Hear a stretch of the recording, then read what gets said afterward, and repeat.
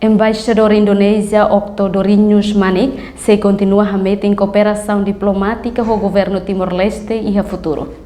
Quarta-feira, Presidente da República José Manuel Ramos Horta sima audiência com o Embaixador Indonésia Octo Dorinhos Manik e a Palácio Presidente Aitara Clarandele discute com a meter cooperação entre Timor e Indonésia.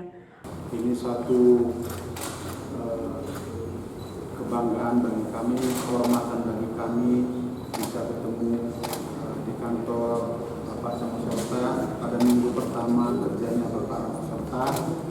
Tentunya ini adalah awal dari kami untuk melakukan kerjasama dengan kantor Bapak Ramos Horta dan hal-hal yang kami